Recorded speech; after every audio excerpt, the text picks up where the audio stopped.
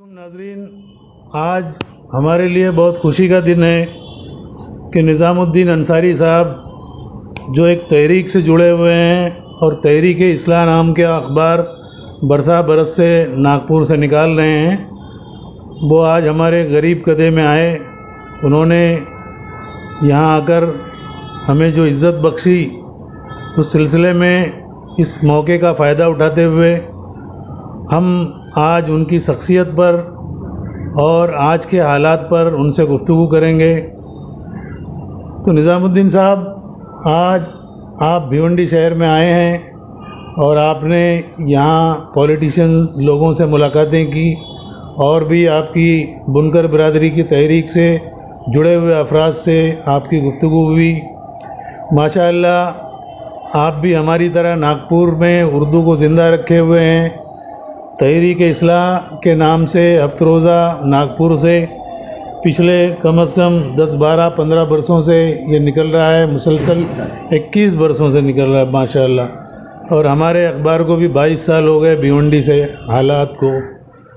तो आज सबसे पहले हम हमारी जो सहाफ़ती बिरादरी और सोशल मीडिया के आने के बाद जो प्रिंट एडिशन और दूसरे जो अखबारात हैं, छोटे मोटे अखबारात, रोज़नामे वगैरह, तो इन पर जो असर पड़ा है सोशल मीडिया का और उसको आप किस नज़रिए से देख रहे हैं, इस सिलसिले में आपसे हम आपके ख़यालात जानना चाहते हैं। और सहाफ़त की बुनियाद जो है वो कलम तो शुरू हुई, वो प्रिंट मीडिया से नहीं शुरू।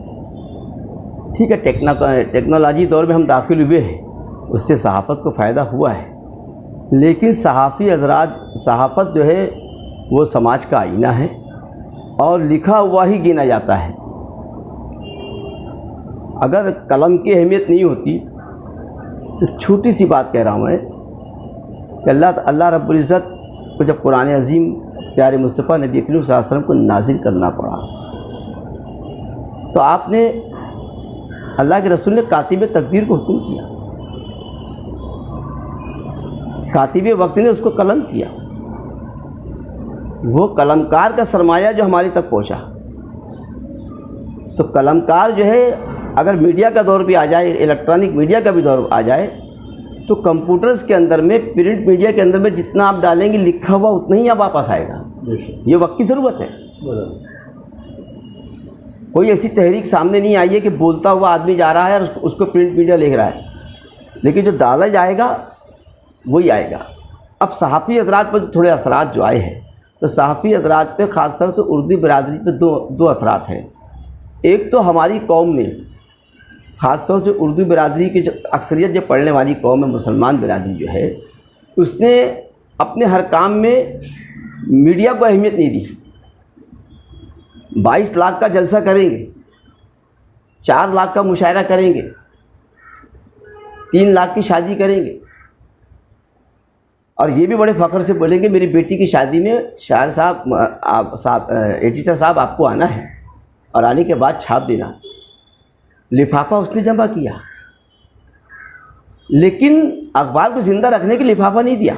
बहुत सही बात। यानी कि उर्दू अखबारात के उसका कमी का, यानी उर्दू वालों के हाथ में कोई मीडिया हाउस नहीं है, ये रोना तो रोते हैं, हाँ, लेकिन उसे जिंदा रखने के लिए और जारी रखने के लिए मदद की जो बात है वो नहीं। आप ये बार बार लोग, मैं खुद इन्हें आरएसएस के शहर का इंसान हूँ। नितिन गडकरी साहब मेरे ख़ास अजीज़ हैं, मेरे फैमिली मेम्बर जैसे हैं। उर्दू से उनका वास्ता नहीं हो सकता, लेकिन यकीन मानिए उर्दू की आवाज़ को पहुंचाने के लिए मेरे अखबार को क्या सरमाया देते हैं मैं जानता हूं।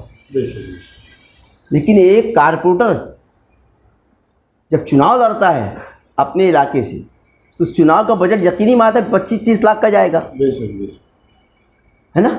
लेकिन उसके दिमाग में ये नहीं है, 5 साल तक के वो काम कर रहा है, लेकिन उसके दिमाग में ये अगर अखबार वाला दरवाजे पे पहुंच गया है तो समझता है कि मस्जिद का चंदा लेने आया। सच्ची बात कही है। और उसका अलमिया भी यही है, उसका अलमिया भी यही है कि वो जब साबिक कारपोरेटर होता है ना, तो वही अखबार वाला जिसको तूने दरवाजे से मस्जिद का चंदा कहा था, तो जब उसकी न्यूज़ छपती है तो उसके बेटे को एहसास होता है कि मेरे बाप कितने बड़े आदमी थे। तो हम अपनी शख्सियत को ना ईमान से कह रहा है कि हमने उर्दू मीडिया का हिस्सा ही नहीं रखे। मुसलमानों के बड़े बड़े इज्तिमात होते हैं, और आप यकीन नहीं मानेंगे कि हिंदुस्तान की हिंदू तहजीब के जितने भी प्रोग्राम होते हैं हिंदू तहजीब के, वो जागरण भी अगर होगा ना तो वो भी एक बजट निकालेगा कि पंडित जी अखबार वालों को जगह देगा। आप जब बजट बनाते हैं अपने खर्चे का, उसमें उर्दू मीडियम का हिस्सा क्यों नहीं रखते आप? यानी आज आप हमारे जो साहिब सरवत अफराद हैं जी जी, उनको आप ये पैगाम दे रहे हैं कि वो ऐसे तकरीबात में अखबार वालों का हिस्सा भी रखें ना, ताउन का मतलब मीडिया जारी रखना, अपने आप जिंदा हो जाना। बिल्कुल। तो ये जो रोते हैं हम कि हमारा अखबार नहीं है, हमारा मीडिया हाउस नहीं है, हमारे चैनल्स नहीं है, हाँ, तो ये रोने के बजाय उनको जिंदा रखने के लिए ताउन का हाथ आगे बढ़ाएं। अच्छा, तीसरी बात, अकीदा क्या बना है? ख़ासतौर से उर्दू बिरादरी का अकीदा ये बना है कि हम वालिद के शायर साहब का इंतकाल हुआ। क्या इंतकाल हुआ? शायर मोहतरम का इंतकाल हुआ। मौलवी साहब ने पुरसा दिए और बड़े मज़े से कहते इसाले सवाब का सिलसिला जारी रखो। तो बेटा अमेरिका में रहता है, पैसे वाला है, पट से कहता है मौलवी साहब मदरसे में पंखा लगा देता हूँ। लेकिन वो लड़का इस बात को एहसास नहीं होता कि मेरे वालिद तो कलम से ज़िंदा थे ना। बिल्कुल। तो इस अखबार ने उनको ज़िंदा रखा था, उसके लिए क्या किया? तो वहाँ पर ईसाले सवाब के लिए जन्नत के सौदे में लगा हुआ है। बिल्कुल। इधर में मस्जिद की तरफ आ जाइए, मस्जिद की तरफ सरमायादार जन्नत के सौदे में लगा हुआ है। बेशक जन्नत की तलब हर मोमिन की है, लेकिन अल्लाह के रसूल ने यह भी तो फरमाया है कि ज़रूरतमंदों की मदद के नाम पे भी जन्नत है। तो भले से अब तक गैरत हमीदा से कुछ बोल नहीं रहा, वो ज़रूरतमंदों की नाम पर भी जन्नत है कि नहीं, ये सवाल है। यानी मैं ख़ास तौर पर ज़कात के नज़रिए से भी बात करूँ, ज़कात का नज़रिया जो है बड़े मज़े से कहते हैं कि यतीम और बेवा मिस्कीन, यतीम बेवा मिस्कीन कमज़ोर ज़रूरतमंद। बिल्कुल। तो हमारे साथ में रोना ये है कि हमारे उलमा इकराम ने भी इस बात की तरशीह करना चाहिए कि आज की दुनिया में ज़रूरतमंद कौन है। एक हम ये नहीं कहते कि अखबार वालों को देना चाहिए, लेकिन आपके पास में सहाफ़ती इल्मी अखबार जो दीन का भी काम कर रहे हैं। आज दीनी नशर इशात का ज़रिया अखबार भी बना हुआ है। उर्दू सहाफ़त कभी ख़त्म होने वाली चीज़ नहीं है, इसलिए कि उर्दू सहाफ़त जो है वो समाज का आईना भी है, और तीसरी बात ये कि हमारी दीनी नशर व इशात का ज़रिया भी है।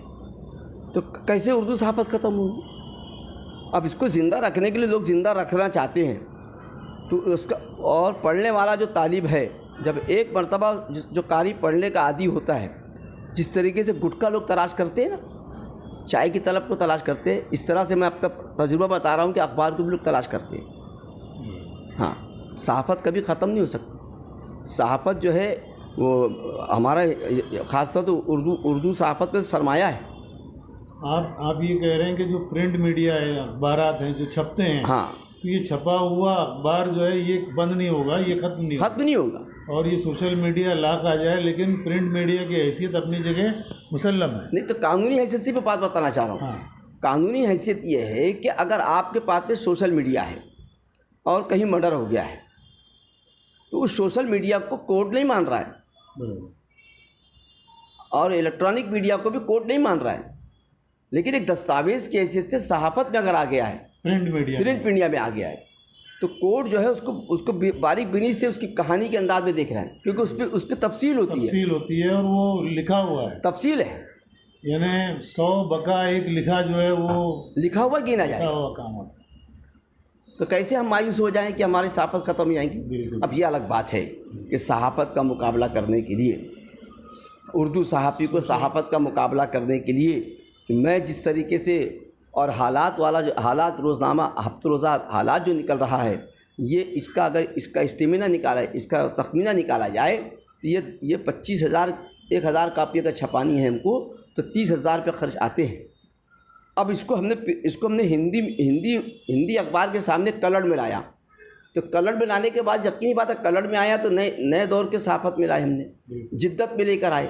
और जिद्दत में जब लेकर आए तो यकीनी बात है, कल हम 100 रुपये का इश्तिहार लेते थे, आज हम 2,000 का लेंगे। इस्लाह नामी अखबार के मुदीर चीफ एडिटर निज़ामुद्दीन अंसारी साहब से इन्होंने सोशल मीडिया और प्रिंट मीडिया के सिलसिले में जो बातें कही वो बिल्कुल ऐसी है कि वो सुनहरे लफ्ज़ों से लिखा जाने के काबिल है।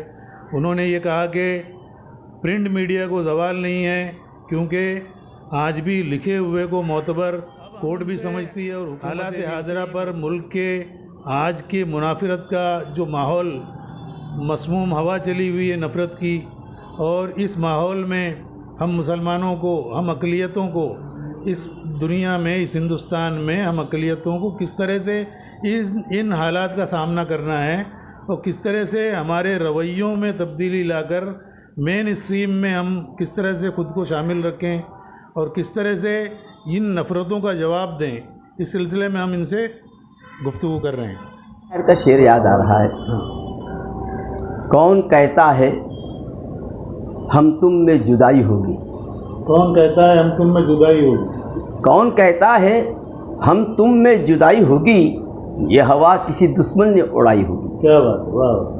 तो हिंदुस्तानी गंगा जमनी तहजीब की बुनियाद, हिंदू मुसलमान सिख और ईसाई और सेकुलरिज्म उसका फाउंडेशन, ये हिंदुस्तान का नसीब है, ये भारत का नसीब है। भारत कभी भी इज़्म पे नहीं चला है। बेशक बेशक, बहुत अच्छा। मैं हिस्टोरिकल बात बता रहा हूँ, छोटा सी आदमी हूँ। भारत अगर इज़्म पे चलता तो हड़प्पा और मोहनजोदारो की हुकूमत जब अखंड भारत था तब भी वो अपना इज़्म चला सकता था, हिंदुइज़्म। अशोक की लाट, अशोक सम्राट, और आज भी गवाह दे रहा है फिरोज शाह कोटला मैदान का बड़ा किला, जिसकी औलादें कौरव पांडव की 90 औलादें थी, उन्होंने भी इस हिंदुस्तान पर इज़्म पे नाम पर हुकूमत नहीं की। मानवता, ह्यूमैनिटी, सेकुलरिज्म और उनकी हुकूमतों में, उनकी हुकूमत के फौजी सिपह सालार से लेकर बलदार तक, बेलदार तक मुसलमान रहे। अब एक हुकूमत को इस बात का एहसास था, 1929 की बुनियाद जो है जनाब हेगड़े बहार साहब ने एक हिंदू फिलासफी रखी, उनका भी कारनामा अजीम है, मैं इसकी तारीफ करूँगा कि जब हिंदुस्तान एक लफ्ज़ दिया गया जो हमारे अरबी ज़बान से अरबी लोगों ने इसको अरबी लोगों ने इसको हिंदुइज़्म कहा, तो उनके दिमाग में आज भी ये बसा हुआ है कि हम जो है दुनिया के 52, 56, 57 इस्लामी ममालिक के सामने, हाँ, तमाम मुल्क अपनी शनाख्त के साथ चल रहा है। यूरोप हो, इंग्लैंड हो, ऑस्ट्रेलिया हो, ये सब अब क्रिश्चियंस के नाम पे चल रहे हैं। जापान हो, श्रीलंका हो, ये बुद्धिज़्म के नाम पे चल रहे हैं। चाइना हो, साउथ कोरिया हो, ये चल रहे हैं अपना कम्युनिज़्म के नाम पे चल रहे हैं। अरब हो, मुत्तहिदा इमारात हो, ईरान हो, ये सब चल रहे हैं अपना इस्लामिज़्म की बुनियाद पर। तो अमेरिका, यूरोप तो क्रिश्चियंस की बुनियाद पर है। जब अक़वाम मुत्तहिदा में बैठते हैं तो वहाँ पर 165-70 मुल्क जब बैठते हैं तो वहाँ बैठने वाला जो वज़ीर आज़म है, चाहे हमारे यहाँ का मुसलमान वज़ीर आज़म क्यों ना बन के चले जाए, तो हिंदुस्तान का हिंदू ये समझता है कि हिंदुइज़्म का वज़ीर आज़म बैठा हुआ है। अच्छा, ये उनकी थिंकिंग है, वो अपनी लॉजिक में बराबर चल रहे हैं। अब उनकी लॉजिक में ह्यूमैनिटी नहीं है। जिस तरह से एक सवालिया निशान डाल रहा हूँ कि मुसलमान ने कम्युनिज़्म को तस्लीम नहीं किया। क्या आपके गांव में आपके खुद कामरेड असरार आज़मी, कामरेड कैफी आज़मी, तो कामरेड लोगों ने कम्युनिज़्म भी पकड़ा था ना, कम्युनिज़्म पकड़ा था, जबकि मुस्लिमिज़्म के हिसाब से कुछ फ़र्क आया था। लेकिन उसको फिर छोड़ा।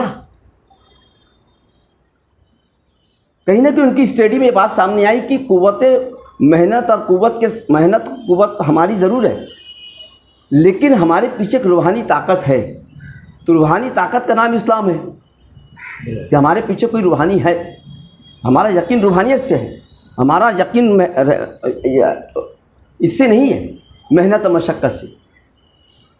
मेहनत करना शर्त दिया है, लेकिन देने वाली ज़ात एक कुछ है जो कतरे को भी समंदर बनाती है और समंदर को भी सुखाती है, वो ज़ात करीमा है। इस बुनियाद पर कम्युनिज़म से लोग हटना शुरू हुए। अब तुम्हारा हिंदुइज़्म थ्योरी है, तो तुम्हारी हिंदुइज़्म थ्योरी की ह्यूमैनिटी क्या है?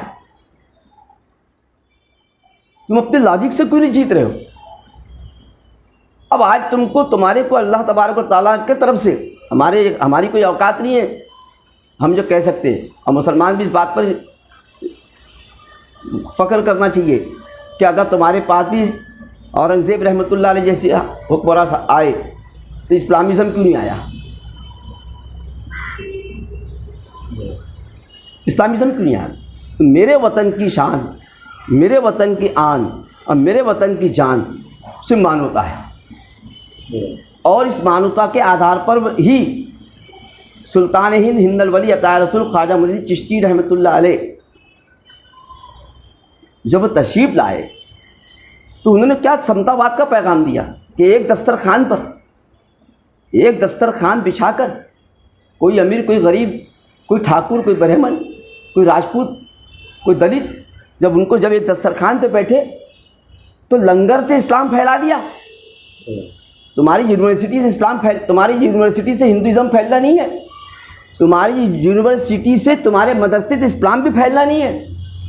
इस्लाम डिफेंसिव पावर हो सकता है, हमारा मदरसा डिफेंस है, लेकिन ह्यूमैनिटी जो है कम्युनिटी के अंदर में अगर आप दाखिल होना चाहते हो तो ह्यूमैनिटी रखना पड़ेगा।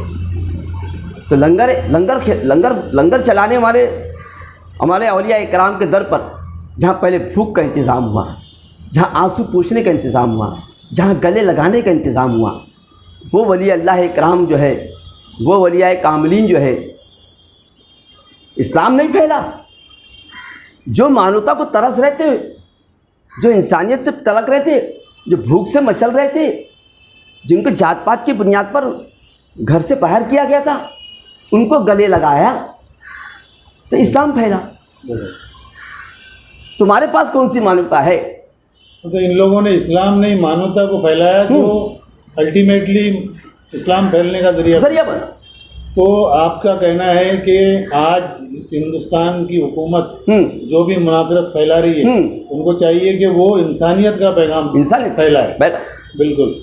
और ये गंगा जमनी तहजीब या इंसानियत की बुनियाद पर हिंदुस्तान जो है आगे तरक्की करके सुपर पावर बन सकता है, और नफरत का माहौल रहा तो नहीं बन सकता। और तीसरी बात ये कि आज जो मौजूदा हुकूमत के वज़ीर आज़म हिंद नरेंद्र दामोदर मोदी साहब, मैं अगर आपको हुकूमत मिली है तो हुकूमत ऐसी कर जाओ कि ज़माना याद करें।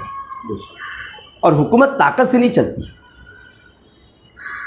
हुकूमत मुफाहिमत से चलती है, दूसरों को विश्वास में लेकर चलती है। कोई कानून अगर आप लाना चाहते हो जिससे अवाम की भलाई है, तो पहले विश्वास में लो।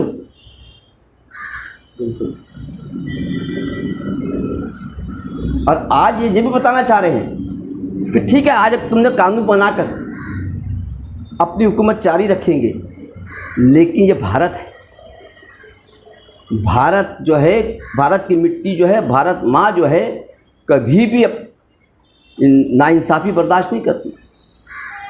बिल्कुल, मैं भारत मेरी मादरे वतन है, मैं इसको सलाम करता हूँ, लेकिन इस धरती पर अगर जालिम की हुकूमत कायम होती तो अंग्रेज़ यहाँ से नहीं चले जाता। हमारे खुद के जुल्म थे जो हम ऐशो परस्ती में मुब्तला थे मुग़ल बादशाह ज़माने वक्त, तो उनके साथ जब तक वो सूफिया इकराम से जुड़े रहे और हमारे मुग़ल बादशाह, तो बराबर वो तहरीक से कामयाब रहे। जब अपने उन्होंने इस्लामिज़म से थोड़ा हटा और औलिया इकराम से हटे, तो वो भी सिमट गए। ये भारत पहला मुल्क है जहाँ पे तीन सल्तनतों ने हुकूमतें की, तो तुम्हारी कौन सी सल्तनत है? 106 साल की कांग्रेस पार्टी अपने वजूद को तलाश कर रही है, तो हिंदुस्तानी अवाम जो है खामोश है, अगर एहतजाज की तहरीक में शामिल नहीं है, लेकिन इसकी आह की तहरीक बहुत खतरनाक है। इसकी आह से तख्त हिल जाता है। निज़ामुद्दीन साहब, बहुत बहुत शुक्रिया, आपने आज के मौजूदा हालात पर रोशनी डाली और अखबारात की दुनिया के सिलसिले में, अखबारात की मीडिया के सिलसिले में बातें की। बहुत बहुत शुक्रिया आपका। मौज़िन ने भी बर वक्त अज़ान की सदा लगा दी। आपके इस इंटरव्यू को हम यहीं रोकते हैं। बहुत बहुत शुक्रिया आपका भिवंडी आमद पर और हमसे हमारे दफ्तर पे आकर मुलाकात करने पर। नाज़रीन, वहाँ नागपुर से चलकर ये भिवंडी आए हैं हमसे मिलने के लिए। हम इनका तहे दिल से इस्तकबाल करते हैं और शुक्रगुज़ार हैं कि इन्होंने हमारे साथ वक्त गुजारा। अल्लाह हम सब का निगहबान। शुक्रिया। खुदा।